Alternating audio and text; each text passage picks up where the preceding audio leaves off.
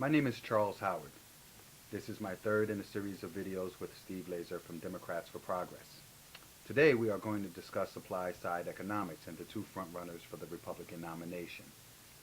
Steve, what impact does Ronald Reagan play in the economic beliefs and proposals of Newt Gingrich in Ronald Reagan?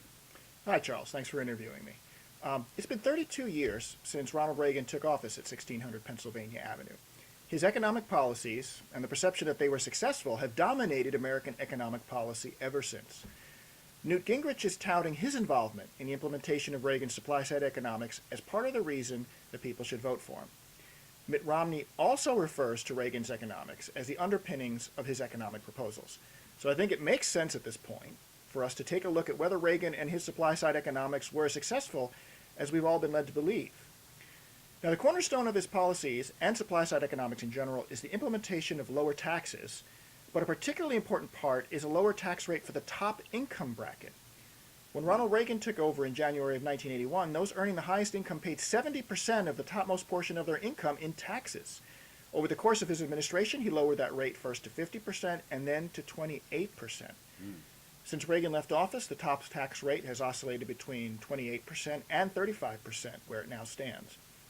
Now, that 7% variation is insignificant in comparison to the rates between 1945 and 1980, which ranged between 70 and 94%. So I think it's fair to say, and I think a lot of people across the political spectrum are going to howl at this, that Reaganomics, at least as far as tax policy goes, remains in place today, even under President Obama. Well, I have two questions at this point, but let's take them one at a time.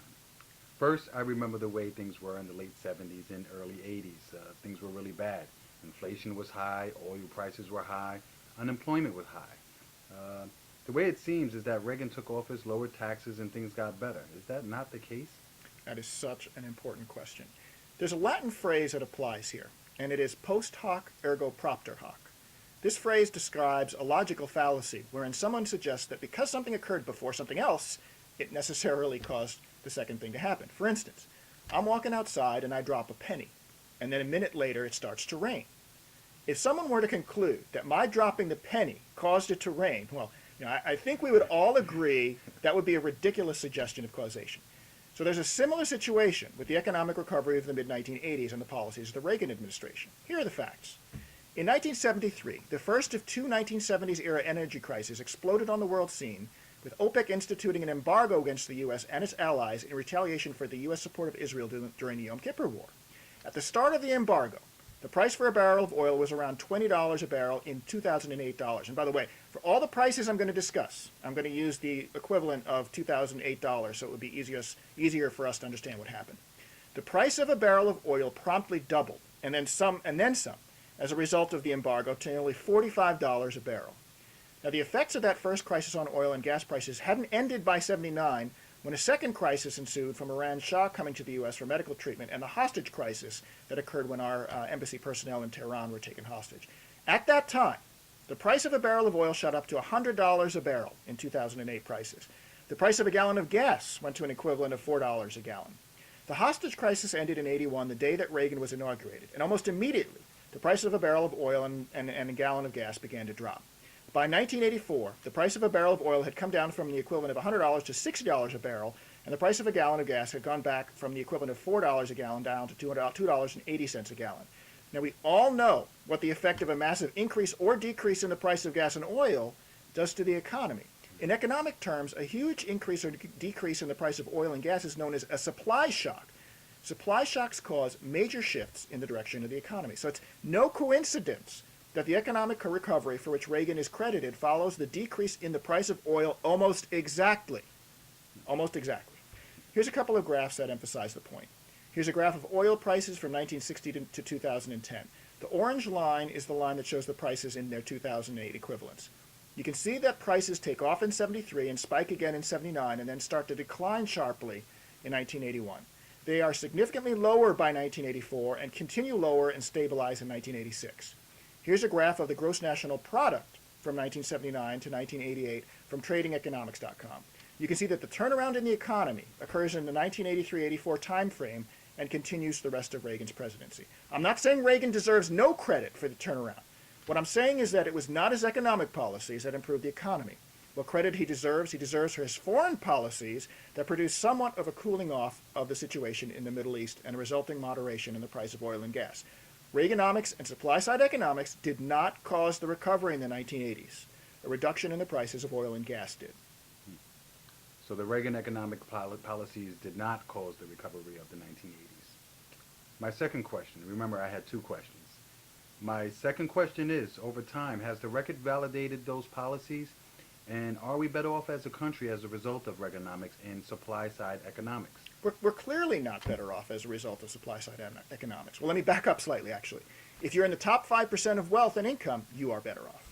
One would expect that because the lower taxes were aimed mostly at people in that bracket. The problem is the rest of the 95% of the country has done either worse or barely broke even after the change. Here's a graph that emphasizes the point from pfefferinput.blogspot.com.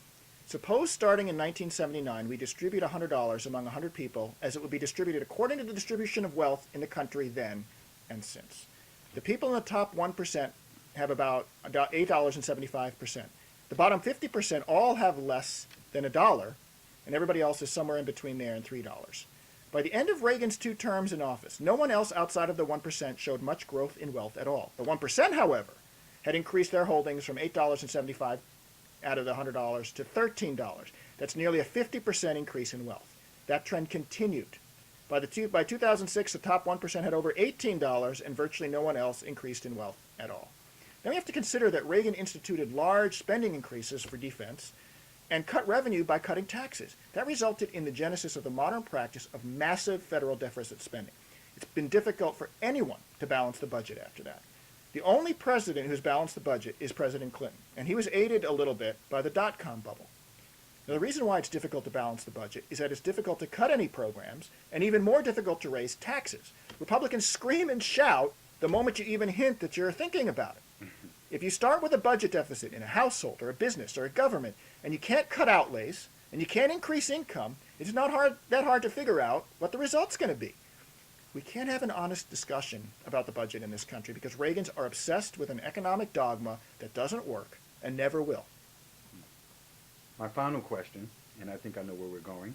If supply-side economics didn't cause the recovery in the 1980s and hasn't been a good thing for the country since then, where does that leave Newt Gingrich and Mitt Romney, who are proposing more tax cuts as if they are the best solution going forward for the country? It means that Gingrich and Romney and anybody else who would implement supply-side policies are doomed to failure.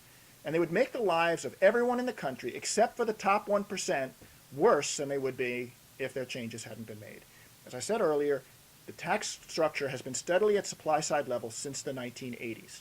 We're already there, and the results are not good. Supply-side fanatics would tell you that no matter what the problem we have, the solution is more tax cuts. It's a circular argument. If you don't get the results you wanted, they would say, was that the reason is that you didn't cut taxes enough. If you want better results, cut taxes more. I want to say to anybody who sees this video, trust your own eyes. That's all I'm saying.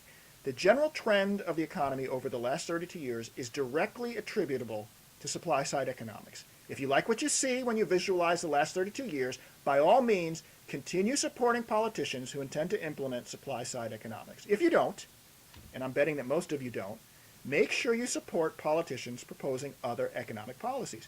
Don't elect Republicans who want to blindly follow a failed economic model. Elect Democrats.